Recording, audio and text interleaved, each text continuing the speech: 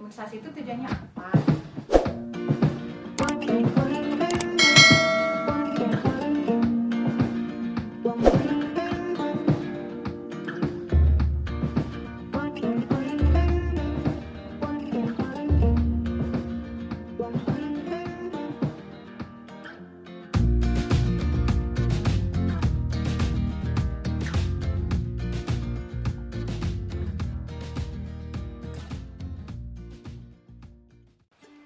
Halo ayah ibu semuanya. Oke, kemarin si Samudra udah imunisasi yang terakhir ya. Nah, kenapa sih walaupun lagi pandemi gini tetap diusahain si Samudra tetap imunisasi? Nah, jadi begini Bapak Ibu ya. Imunisasi itu tujuannya apa? Tujuannya untuk menghindarkan anak-anak kita dari berbagai penyakit berbahaya yang sangat mudah menular ya. Contohnya ada difteri ya, pertusis, polio, tetanus dan lain sebagainya, campak, rubella gitu ya. Nah, jadi kita nggak tahu kan pandemi COVID ini sampai kapan. Nah, jika kita harus menunggu sampai pandemi ini berakhir, maka cakupan imunisasi di Indonesia bahkan sangat turun sekali ya. Sehingga kalau dari rekomendasi IDAI, walaupun lagi ada pandemi COVID seperti ini, disarankan untuk tetap melakukan imunisasi. Nah, memang sih vaksin untuk imunisasi untuk si COVID ini itu belum ada ya vaksinnya. Jadi kita harus melakukan imunisasi dasar maupun imunisasi lanjutan atau booster itu tetap sesuai dengan jadwalnya. Ya, jadwalnya itu apa aja? Nah, kalau untuk bayi baru lahir itu dapatnya hepatitis B yang 0 dan vaksin polio yang 0 ya. Lalu kemudian pada usia 2 minggu sampai 1 bulan itu harus mendapatkan imunisasi yang namanya BCG. Jadi BCG itu nanti disuntikan di lengan atas ini ya, disuntikan di bawah kulit begitu. Mungkin Bapak Ibu pernah lihat kan ada orang-orang yang ada bekas imunisasinya di lengan kanan atas. Nah, itu adalah bekas dari imunisasi BCG.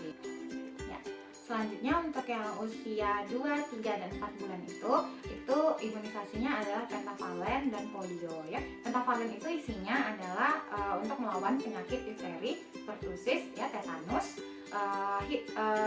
HIV ya, lalu kemudian hepatitis B. Nah, untuk yang polio ya kita tahu itu untuk melawan polio ya. Kalau di Jogja, polionya itu disuntikan dalam bentuk suntikannya disuntikan di paha mana? Paha kanan ya. Sedangkan yang pentavalennya disuntikan di paha kiri ya. Nah, kalau untuk di beberapa daerah lain polionya itu bukan berupa injeksi, tapi yang diteteskan di mulut begitu. Untuk usia 9 bulan nanti imunisasinya dapatnya MR untuk melawan penyakit campak dan rubella ya, atau rubella ini campak Jerman. Nah, selanjutnya pada usia 18 bulan harus mendapat booster atau imunisasi lanjutan untuk yang pentavalen ya, pentavalen tadi. Untuk yang usia 19 bulan itu yang terakhir untuk imunisasi dasar dan booster adalah imunisasi MR2 ya.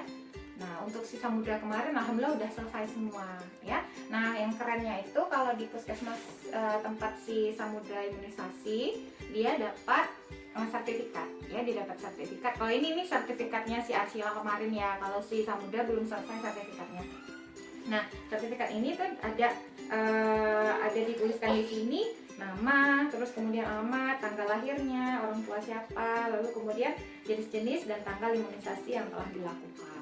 Nah, ini banyak kegunaannya, bisa untuk pengurusan visa, lalu kemudian jadi juga sebagai data, jadi kita nggak lupa ya kalau imunisasi itu sudah dilakukan pada tanggal sekian dan sekian. Nah, selain itu Bapak Ibu juga semoga masih punya ya buku KIA ini. Buku KIA ini sebaiknya masih ada sampai usia anak itu 5 tahun. Sampai usia anak 5 tahun, karena di dalam sini banyak kegunaannya ya. Bisa juga untuk ada catatan imunisasi ya, catatan imunisasi. Lalu kemudian ada bisa diplotkan di sini ada grafik ya, KMS, kartu menuju sehat, baik untuk anak perempuan maupun anak laki-laki ya di dalam sini.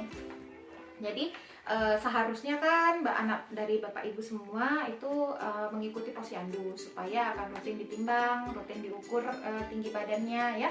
Tapi karena mungkin ada COVID, mungkin posyandu jadi nggak jalan. Tapi semoga walaupun ada pandemi ini tidak menghalangi Bapak Ibu dalam memantau tumbuh kembang anaknya ya. Jadi setiap bulan harus rajin ya dicatat dan diplotkan berat badan tinggi badannya. Karena kenapa? Ini kan bisa dilihat ya sama Bapak Ibu, misalnya pada usia 2 tahun misalnya ya, 2 tahun atau 10 bulan deh. Nah kalau ini kan 2 tahun ke atas. Kalau ini untuk yang usia 0 sampai 24 bulan ya. Nah misalnya pada usia 9 bulan ya, 9 bulan dia ada di garis hijau ya, garis hijau ya. Lalu kemudian ketika usia 10 bulan dia mulai menurun ya, menurun di sini atau bahkan mendatar ya. Jadi jangankan mendatar saja itu sudah menunjukkan tanda bahaya ya Bapak Ibu, karena bisa jadi anaknya mengalami stunting atau gagal tumbuh ya. Seharusnya grafik itunya naik sesuai dengan pergerakan atau susunan warna yang ada di grafik ini ya. Jadi kalau misalnya awalnya memang hijau ya sebaiknya terus selalu hijau gitu ya. Jadi mendatar pun itu sudah tanda bahaya ya Bapak Ibu, sehingga jangan menunggu terlambat, tiap bulan harus rajin dicek berat maupun tinggi badannya ya. Oh iya, mungkin ada Bapak Ibu yang bingung apa itu panjang badan, apa itu tinggi badan. Untuk panjang badan itu biasanya untuk pengukuran panjang usia di bawah 2 tahun. Jadi anak-anak itu dibaringkan lalu diukur panjang dari puncak kepala sampai ke telapak kaki, itu panjang badan. Tapi kalau tinggi badan ya, itu untuk di atas usia 2 tahun atau bisa juga untuk anak yang sudah bisa berdiri ya. Berdiri itu diukur dengan posisi berdiri ya, dari lantai tempat dia berpijak sampai ke puncak kepala, seperti itu. Itu kalau tinggi badan.